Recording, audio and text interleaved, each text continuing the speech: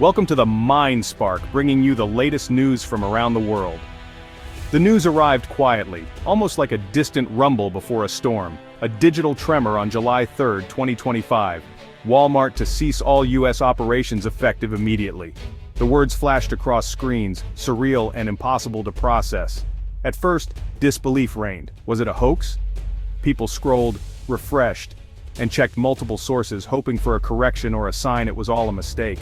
But the official statement soon appeared, stark and final. There was no ambiguity, no room for hope. The retail giant, a cornerstone of American life for decades, was gone. The blue and yellow signs that once promised convenience now stood for loss. Shock rippled from small towns to big cities, spreading confusion and anxiety in its wake. People drove to their local supercenters, only to find locked doors and simple signs, "Store permanently closed." The reality hit hard. No warning, no farewell, just silence where commerce once thrived. The hum of checkout lanes and chatter of shoppers replaced by emptiness. In parking lots, neighbors gathered, stunned. Strangers exchanged stories trying to make sense of the sudden void. Walmart wasn't just a store, it was a community hub, an employer, a lifeline for millions. It was where families met, where first jobs began, where memories were made. The closure felt like a betrayal, not just a business decision. It was as if a trusted friend had vanished without a word. In cities, the impact was immediate. The loss rippled through neighborhoods, leaving uncertainty in its wake. Radio shows filled with anxious callers. What about my prescription? What about my job? The questions came in waves. Where will I buy groceries, my paycheck? How will I make ends meet? The basics of daily life suddenly felt precarious. The questions piled up. Everyday routines suddenly urgent crises. People scrambled to find alternatives, but nothing felt certain. This wasn't just another store closing. It was a seismic shift. A loss that touched every corner of the country. This was Walmart, the place for midnight milk runs, school supplies, first bikes, last-minute gifts. It was woven into the fabric of American life. Its disappearance felt impossible, like a mountain vanishing overnight. The familiar was suddenly, shockingly gone. The shock quickly turned to fear. If something so big could fall, what else might follow? If Walmart could fall so swiftly, what else was vulnerable? Small businesses, already struggling, wondered if they were next. The nation stared into a void, the true scale of the catastrophe only beginning to dawn. The future felt uncertain, the present unsteady. The loss was more than economic, it was a rupture in the fabric of daily life. For many it meant isolation, worry, and a sense of abandonment. For millions the world felt suddenly less stable, less familiar. The routines and comforts they relied on had vanished overnight. The sun rose on a country forever changed, a new day began, but nothing felt the same. The nation was left to wonder what would come next. To grasp the panic, you have to understand what Walmart was. In rural and low-income areas it was everything: grocery store, pharmacy, bank, auto shop, clothing outlet. For many it was the only place for fresh food and affordable essentials. Its closure meant more than inconvenience. It meant losing access to basic needs.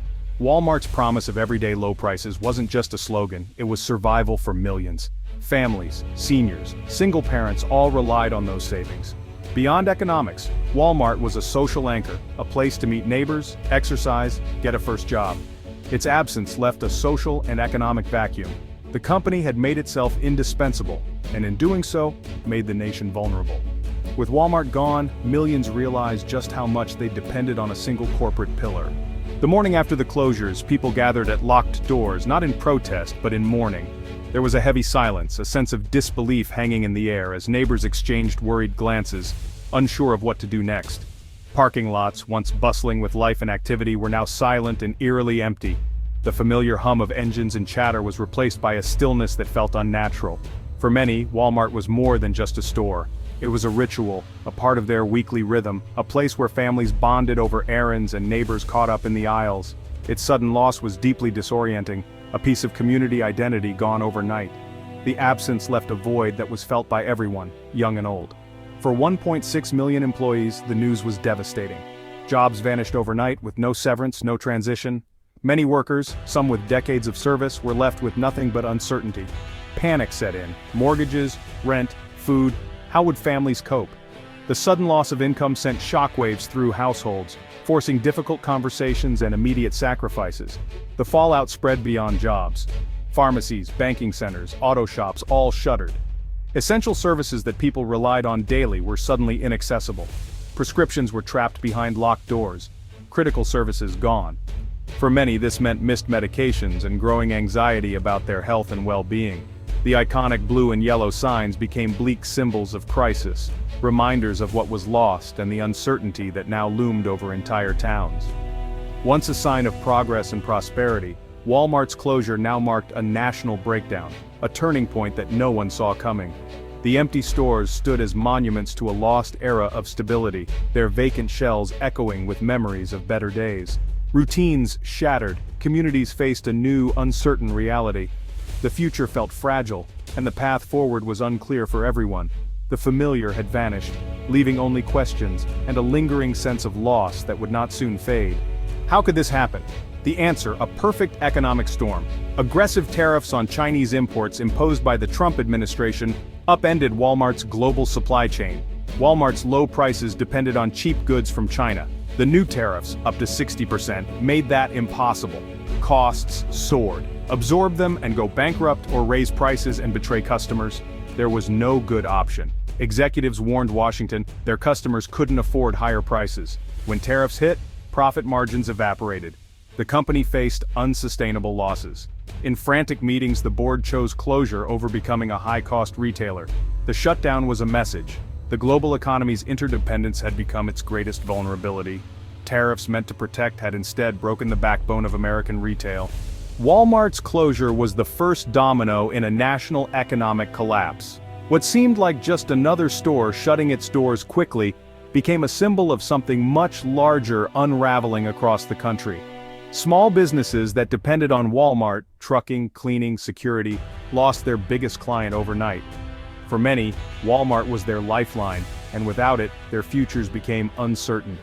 Shopping plazas anchored by Walmart saw foot traffic vanish. Smaller retailers faced extinction. The ripple effect was immediate, as entire communities lost their economic heartbeat.